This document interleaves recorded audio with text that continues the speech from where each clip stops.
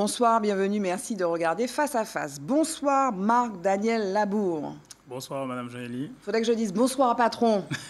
Oui, si vous voulez. Et bravo patron. Merci. Bon, il est encore temps de dire bravo, même si quoi, Ben ça oui, fait... c'est toujours le mois des célébrations. Et ça oui. fait un mois. Vous Un n'êtes mois, plus l'homme que vous étiez avant. Vous êtes un nouvel homme. Ah non, je suis toujours le même. Toujours le même. J'ai rien vu qui a changé. Rien n'a dans changé? ma vie, non. J'ai juste été le patron de l'Aïeul qui a remporté le tour. Voilà, je ne vous ai pas présenté, mais tout le monde vous connaît. Donc je vais vous présenter. Je ne vais pas gâcher mon plaisir. Donc Marc-Daniel Labour, vous êtes patron de l'Aïeul UFR Champfleur. Donc vous avez remporté pour la première fois en tant que patron le Tour des Yeules. Donc c'était la 39e édition. Ça. Mais ça s'est joué sur un fil. Hein. Moi j'étais là, j'ai vu. Hein.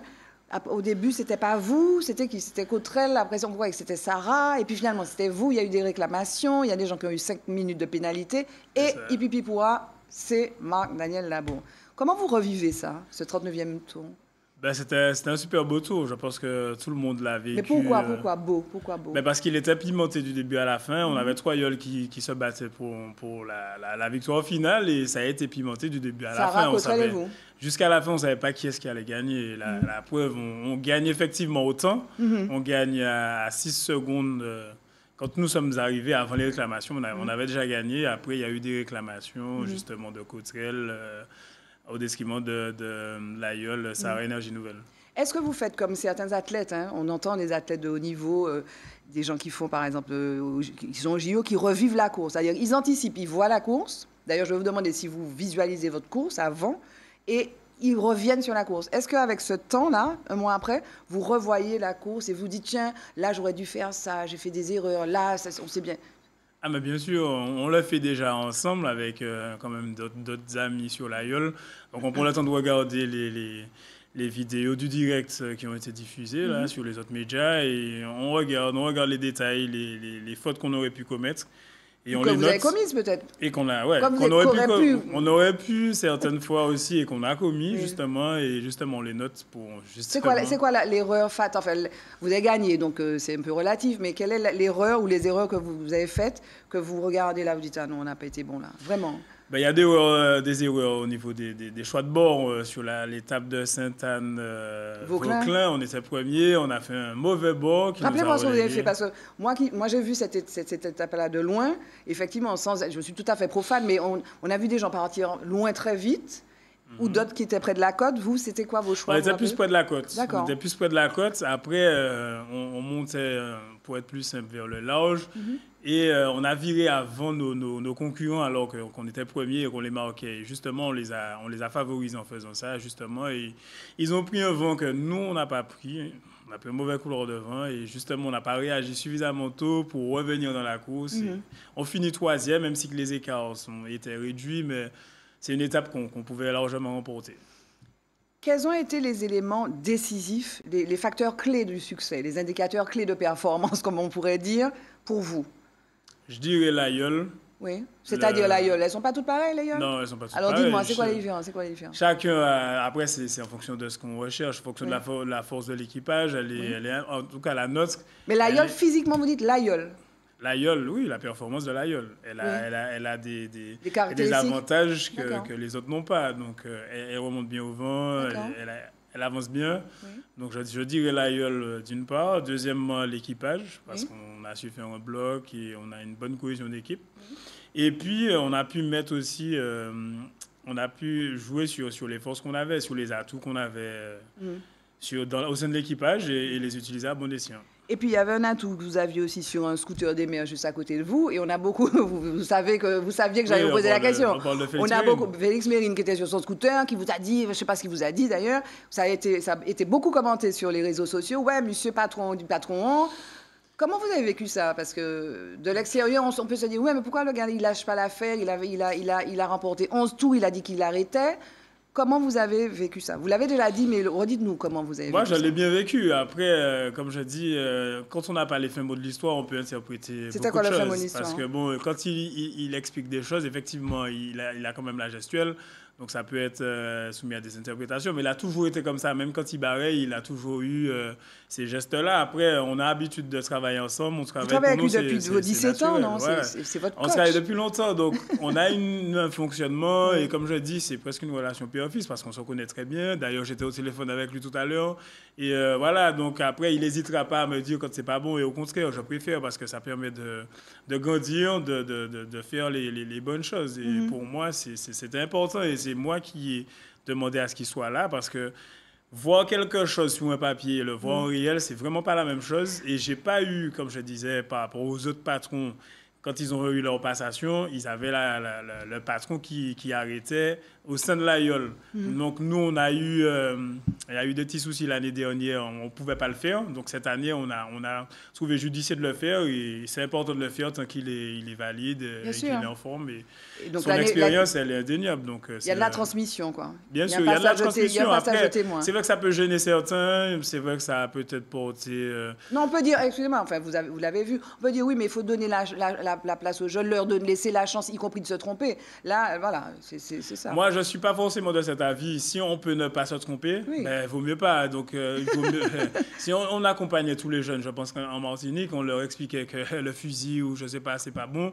Et il n'y a pas besoin d'aller voir pour savoir que c'est pas bon. Mais moi, je suis dans la partie ou de ceux qui préfèrent être accompagnés et éviter de faire certaines choses. Donc, ça fait gagner du temps, ça permet de grandir plus vite et de prendre conscience des choses. Et puis, ça ancre, enfin, j'ai envie de vous dire, en commentant ce qui s'est passé là, ça ancre aussi l'AIOL dans quelque chose d'intergénérationnel, en fait, que vous assumez. Il y a des plus jeunes, il y a des très, très jeunes, et puis il y a des gens plus expérimentés.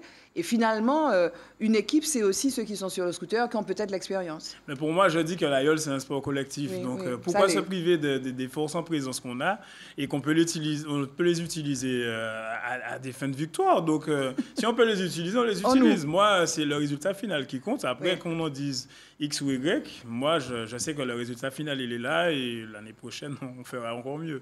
Et alors, il y a autre chose que vous dites. Vous dites l'AIOL est un sport de haut niveau. Oui. C'est quoi les ingrédients du sport de haut niveau? Parce que pour moi, les ingrédients du sport de haut niveau, que ça soit un judoka ou un athlète 100 mètres, 200 mètres ou n'importe quoi qui irait au JO ou bien qui irait au championnat du monde, c'est le sacrifice, c'est l'entraînement, c'est la rigueur, c'est le coach, c'est le mental. C'est quoi pour vous les ingrédients de ce sport de haut niveau? C'est exactement ça. Hein. Le sport de l'AIOL, ça demande beaucoup. Donc c'est un sport qui est très prenant, très exigeant aussi. Donc il faut s'entraîner. C'est ça l'exigence. L'entraînement et faire plus. Moi, je vais prendre mon exemple. Je vais au sport tous les jours. Donc en salle, vous dites? Je vais en salle. Oui. En plus, vous êtes pompier. Oui, je suis pompier aussi professionnel. De mon métier.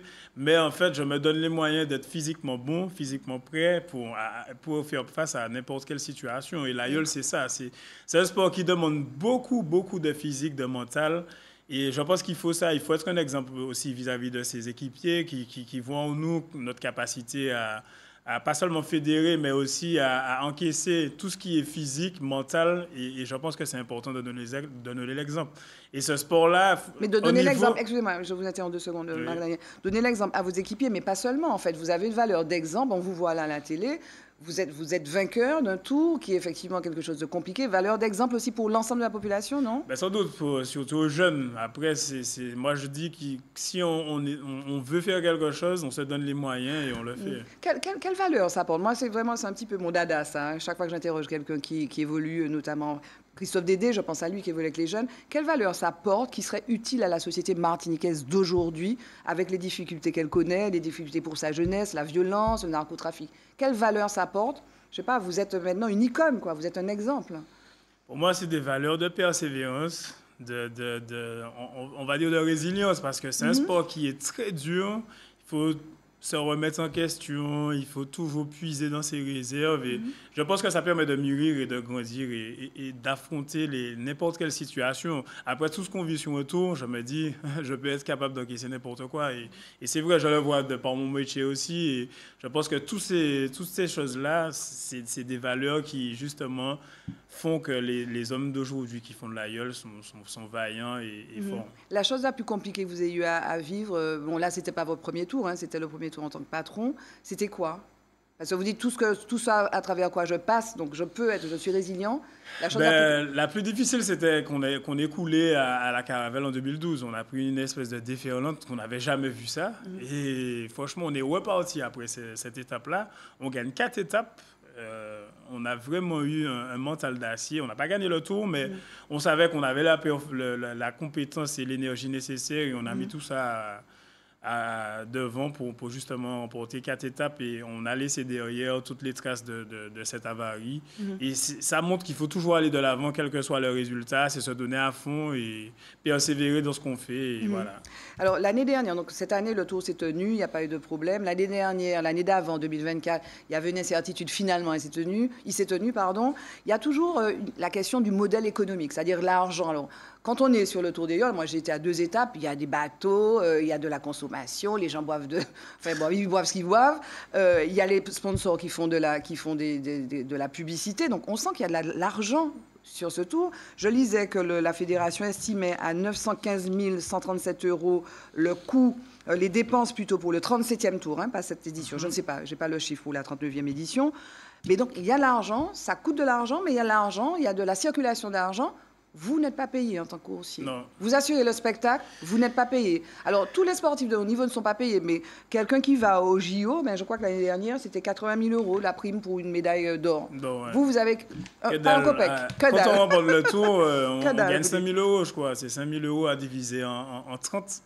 Ça fait pas beaucoup. Non. Donc, quand on voit tous les efforts fournis sur la saison, sur le tour, comment c'est difficile et tout ce qu'il y a autour, toute l'économie que ça génère autour. Le tourisme, tout le monde. Bon, après... Les zouks, des afters, etc. C'est vrai. Je pense qu'ils y travaillent, mais il serait temps qu'on ait la possibilité de justement avoir quelque chose en retour. Vous le dites ça maintenant. On se l'est toujours dit. Oui, mais là, vous le dites, j'ai jamais entendu aussi clairement les choses. Non, je pense qu'à un moment, il faut évoluer avec son temps. On voit que c'est un sport qui génère beaucoup d'argent.